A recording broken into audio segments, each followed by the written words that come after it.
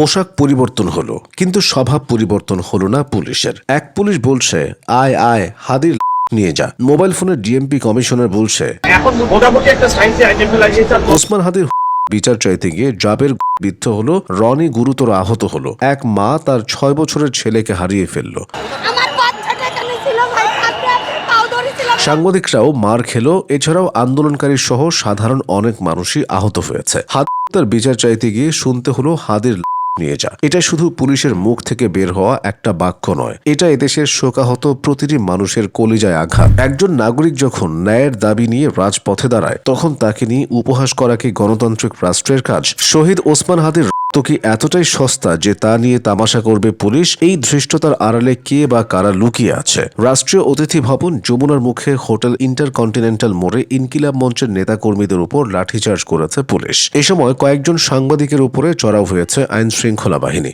শিকার সাংবাদিকদের সঙ্গে কথা বলে জানা গেছে, ইনকিলাব মঞ্চের নেতাকর্মীদের ছত্রভঙ্গ করতে চড়াও হয় পুলিশ। এই সময় লাঠিচার্জ, টিয়ারশেল ও সাউন্ড গ্রেনেড নিক্ষেপের ঘটনা ঘটে। এছাড়া যাত্রীবাহী বাস থেকে যাত্রী নামিয়ে ও ভিডিও করতে থাকা পথচারীদের পেটানোর ঘটনা ঘটেছে। এসব ঘটনার প্রতিবাদ করলে সাংবাদিকদের উপর চড়াও হয় পুলিশ। অন্তত 6 জন সাংবাদিক পুলিশি শিকার হয়েছেন। পুলিশের এমন বর্বর আচরণের সাহস আসে কোথা থেকে? ওসমান হাদির উপর পর প্রধান উপদেষ্টা ডক্টর মোহাম্মদ ইউনূস সহ দেশের প্রধান রাজনৈতিক নেতৃত্বরা গভীর উদ্বেগ প্রকাশ করেছেন। প্রধান উপদেষ্টা বলেছেন, এটি অগ্রহণযোগ্য।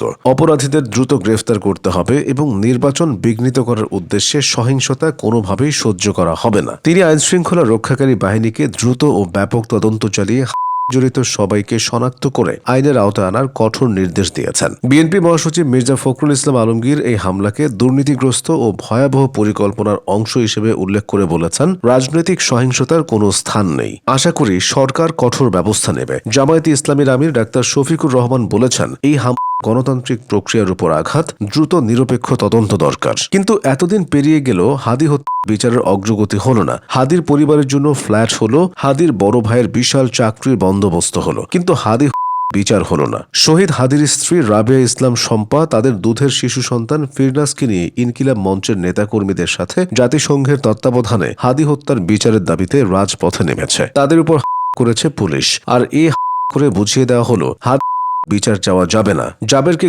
করা হয়েছে রেড লাইন মনে করিয়ে দেওয়ার জন্য। হাদির সাথে খুব ক্ষমতাবান কেউ জড়িত আছে। বাংলাদেশের রাজনীতিতে নতুন প্রজন্মের অংশগ্রহণকে জুলাই অভ্যুত্থান কিছুটা সুযোগ করে দিলেও হাদির এমন বিদায় মানুষের মনে নতুন প্রশ্নের জন্ম দেয়। এই সহিংসতা সবচেয়ে বেশি ভয় দেখায় সেই তরুণদের যাদের রাজনীতিতে আসার কথা ছিল, যারা নেতৃত্ব দেওয়ার স্বপ্ন দেখছিল। ওসমান হাদি বিচার চাইতে গিয়ে দাগ এখন থেকে তাদের মনে আবার প্রশ্ন তৈরি করবে, রাজনীতিতে এলে কি আমাকেও করা হতে পারে?